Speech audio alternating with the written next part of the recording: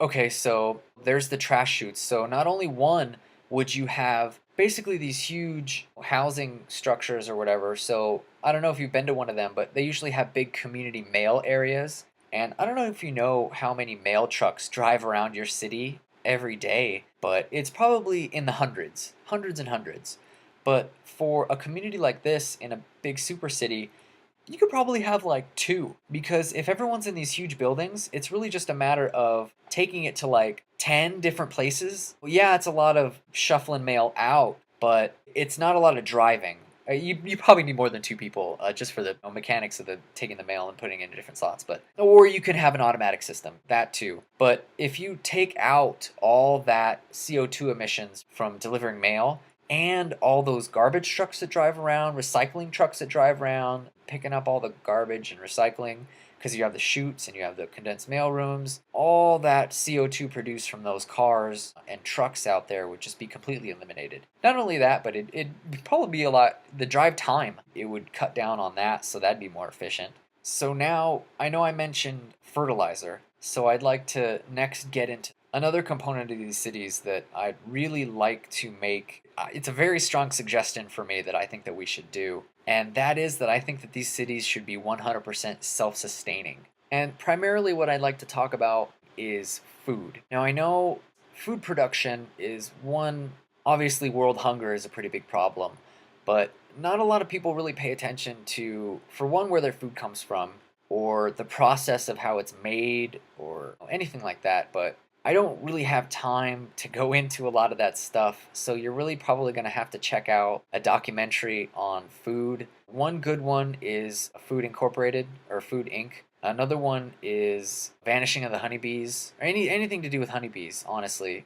So, watch those two documentaries, and you'll realize that a lot of the problems that are presented in them, like pesticides that affect genetic codes or anything like that that people think that might affect human beings, are completely unnecessary, because you wouldn't need to use pesticides in an enclosed system like this.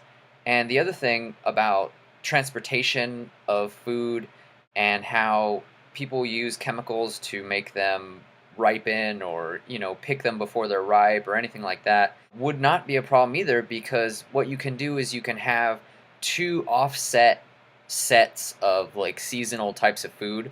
So basically, what you would do is you would have a separate area for them to grow, and you would control the temperature in there so that it would appear to the plants as though it was a different season. So, and basically, you'd have two sets of seasons operating at the same time, so that you would have a continuous production of those types of foods basically year round. So what you'd end up with that is everything that you would grow would basically be 100% organic, because for the most part that's what organic means. You don't use any pesticides, you don't use any like growth hormones or anything like that.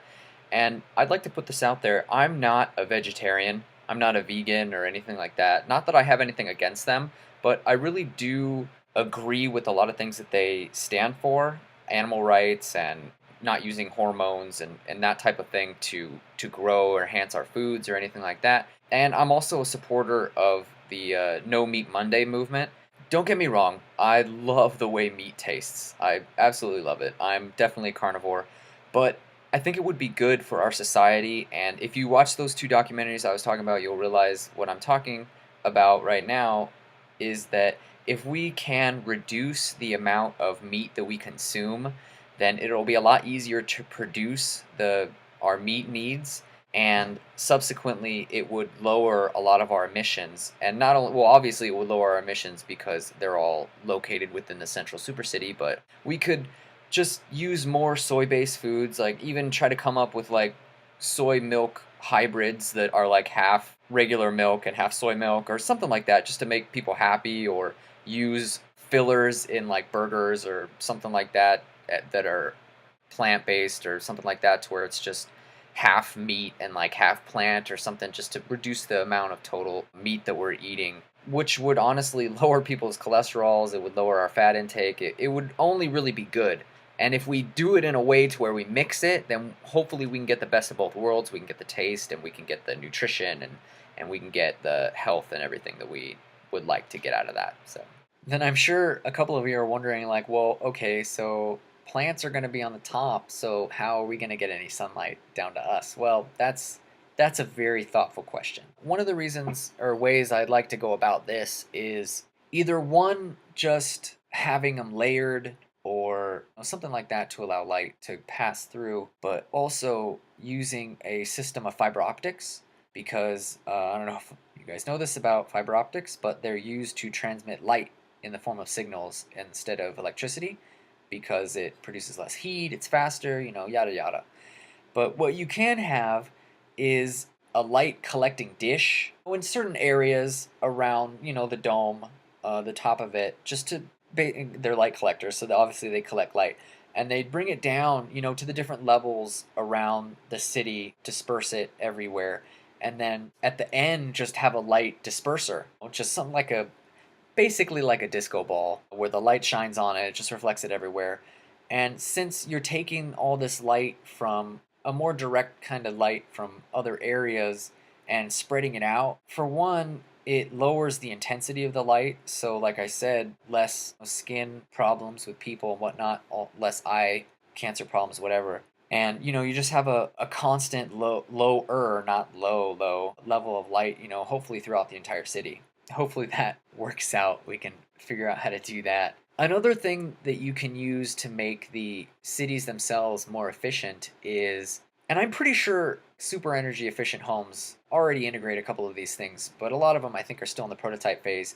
But centralizing a heat exchanger. And a lot of you probably are like, what the fuck did he just say? Is he speaking English? And what I mean is, everyone's home, well, as far as I know, has some type of heat exchanger in it. Either you have a water heater to heat up water, or a compressor, either for your fridge, your freezer, or your air conditioning, or like a heater, like I said, not for your water, but like for the inside central heating. All of those things are just heat exchangers. Compressors, basically, they just, they take a substance and they compress it. And when you compress something, there's more particle movement, so it's hotter. So you just take a normal temperature, you take that heat away, and then when you decompress it, it's cooler. If you don't know about that, then don't worry about it. It's not a big deal. You should be able to understand what I'm trying to say in the fact that every like 2 to 4 floors, if you have a central heat exchanger and then just feed either the hot or cold water or whatever you need it for at the time to the homes from there, then what you do is you'd actually be able to exchange the heat from each other as opposed to just putting energy into it to exchange the heat. And let me kind of divulge on that a little bit.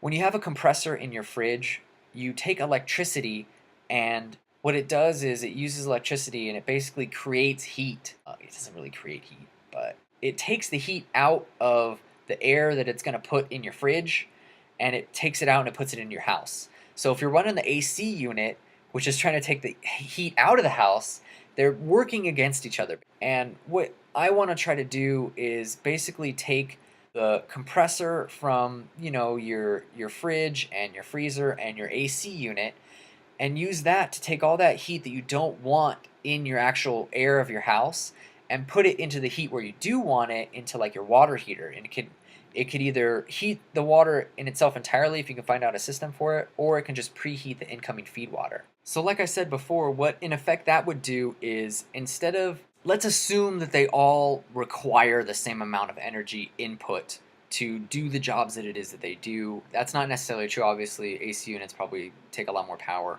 and water heaters, they can use gas, which could technically be less energy.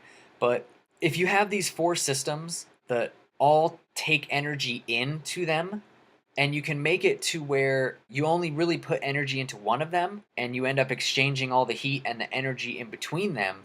For simplicity's sake, you end up using 1/4 of the amount of energy, and you end up creating less thermal waste in the form of just heat in your house or whatever. Also, I'm sure if the compressor goes out in your fridge or your AC unit, it pisses you the heck off. But if it was more centralized, it would be a lot easier for people to be notified about it and it to get fixed. I mean, you could have backups, so it's just a more efficient system overall. Gosh, I hope I'm not forgetting everything. I've named like 8 different ways to make things more efficient. The growing your own food thing in the thing itself takes out all that shipping for the food. You can have livestock, you can have any different type of food that you can grow anywhere else in there. You can grow the food for the livestock, and then you can have the fertilizer that you created by making the methane fertilize the plants and whatnot. It can all just be this contained system.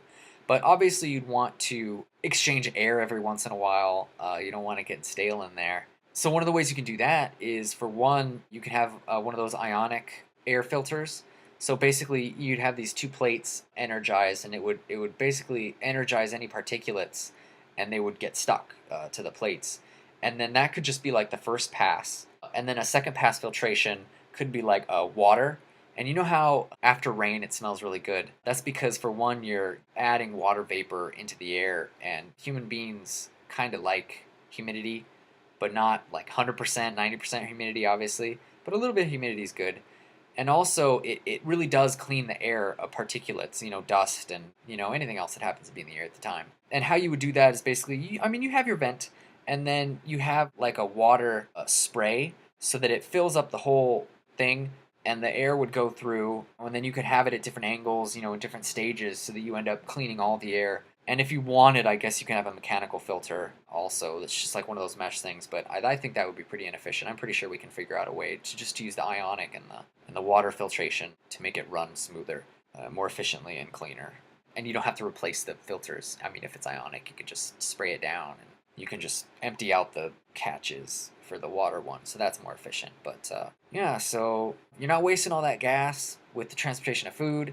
You're not wasting gas with trash. You're not wasting gas with mail.